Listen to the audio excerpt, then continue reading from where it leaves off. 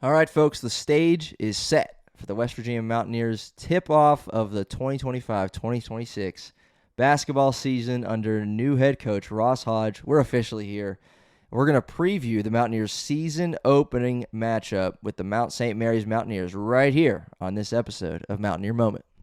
This is the Mountaineer Moment, your source for all things West Virginia football and basketball.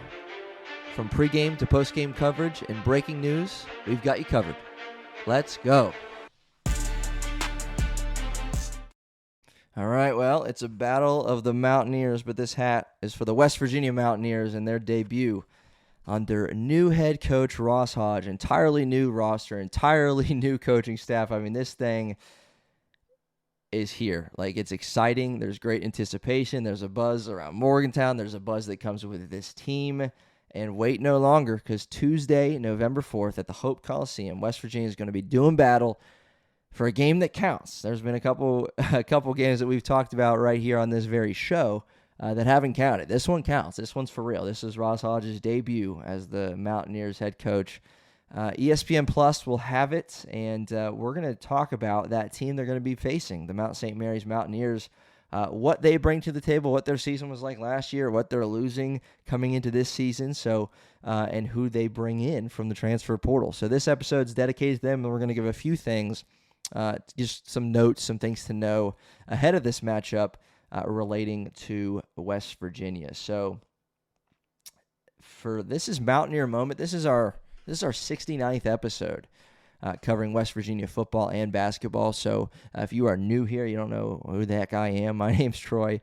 I cover Mountaineer football and basketball right here on Mountaineer Moment, and just thrilled that you're here. So if you could do me a favor, subscribe, like, comment, whatever platform you're on. I love interacting with everybody on YouTube and Apple Podcasts, Spotify, Amazon Music. Leave a rating. Leave a like, leave a comment, everything. Subscribe, certainly, so you can be in the know, and we have new content coming your way. And this is our official preview of the battle of the Mountaineers. And we're going to talk about that. And that's it for this episode. But then after the game, Tuesday night, after the game, we'll have our immediate reaction, immediate thoughts right here on Mountaineer Moments. So be sure to be on the lookout for that coming at you post game on Tuesday night. But a little bit about this Mount St. Mary's team in this short episode. Just like the West Virginia Mountaineers, this team had some significant roster turnover, maybe not to the extent that we've experienced, obviously, at West Virginia, because that would be tough to do. But they did lose their top 5 scorers from the previous season, guys who either ran out of eligibility or moved on via the transfer portal, because we know, just like everybody, that the portal giveth and the portal taketh away.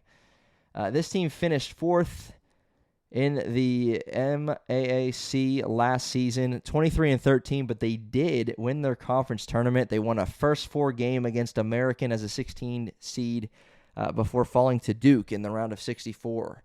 So this is a team, obviously, with some guys with NCAA tournament experience last season, winning an NCAA tournament game, however you choose to look at that. They did win an NCAA tournament game in that 16 seed matchup before falling to Duke. 93-49, got smoked as a 16 seed. But ahead to this season, in the coaches poll in their conference, they were picked to finish 9th out of 13 teams in the preseason coaches poll. And I'm going to give you a few names to know, and then I'm going to give you just a couple things on West Virginia ahead of this matchup as we count down to tip-off here on Mountaineer Moment. So couple returners that I'll go to first.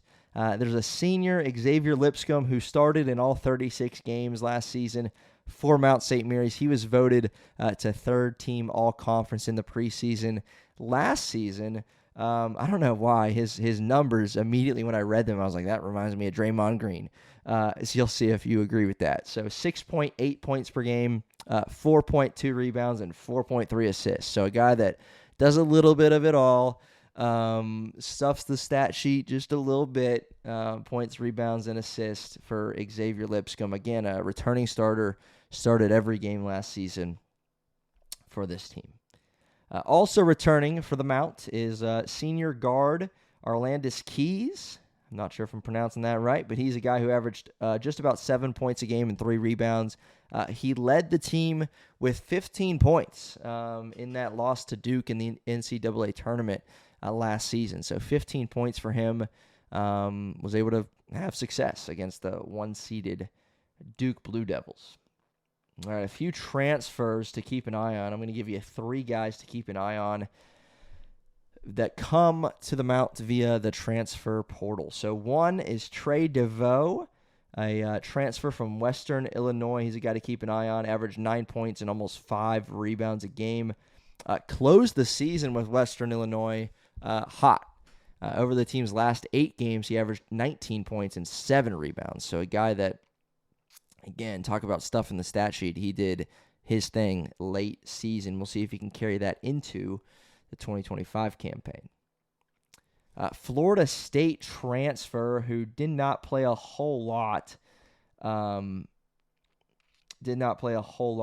the Seminoles.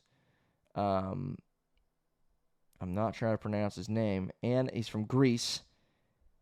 Anastasios Rosakios. We're going to go with that. Anastasios Rosakios. We're going to say that. All right, that sounds better. I think that's it. Anyway, I mentioned him because he transfers again from an ACC school, Florida State. Played just 32 minutes all season long.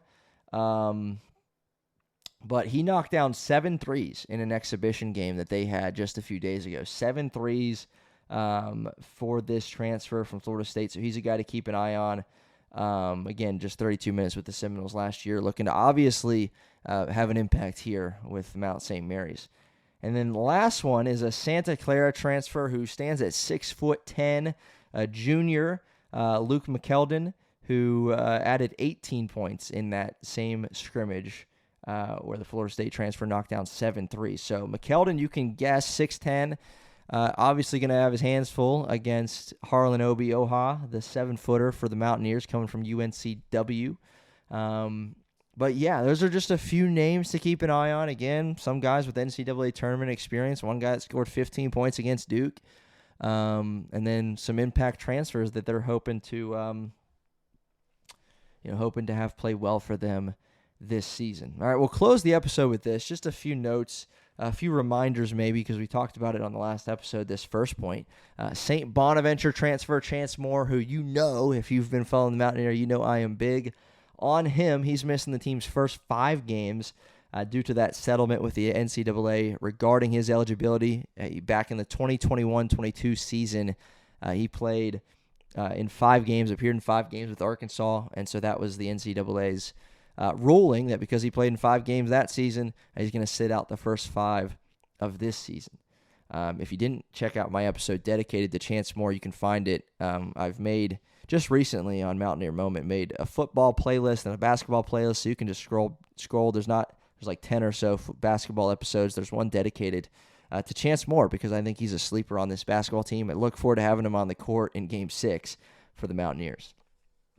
Also, who will be missing, supposed to miss the first few weeks of the season, is Jackson Fields, the transfer from Troy, another guy with NCAA tournament experience. Got there last season with Troy in a loss to Kentucky. He underwent surgery in the offseason on his non-shooting hand, ramping up toward playing, but just not quite there yet. And I mentioned this in the last episode. If you haven't checked that one out, you should. Last episode was just dedicated to 4 different things that I want to see, 4 things I want to focus in and see through the team's first couple weeks of the season. And one of those points that I made was I want to see these impact freshmen have an impact. Amir Jenkins, Jaden Forsyth, DJ Thomas, what can they do with these minutes that they're given? And there's an opportunity for them to maybe earn some minutes because of Chance Moore and Jackson Fields being out for the first few games of the season. They're gonna get an opportunity. And if they get an opportunity to make the most of it and force themselves into the rotation, that's going to help with the Mountaineers' depth because we already know that they have it. We already know there's lots of upperclassmen with, again, NCAA tournament experience that can score a bunch, that can defend, that have come from winning programs. But there's a few freshmen on this team that would like to make a name for themselves as well. And what better opportunity to do it with a couple guys that figure to be a part of the rotation being out to start the season. So keep an eye on that. And again, the stage is set, man. Basketball season's here. Be sure to watch the game Tuesday night, 7 o'clock on ESPN+. And we will have that post-game reaction coming immediately after that game. So be on the lookout for that as well. And if you don't want to, you just want to get a little notification that tells you when we drop an episode, make sure you subscribe to Mountaineer Moment so you are in the know when we have new episodes coming. But that's it for this one, episode 69. Episode 70 will be coming up here shortly. We'll see you next time on Mountaineer Moment.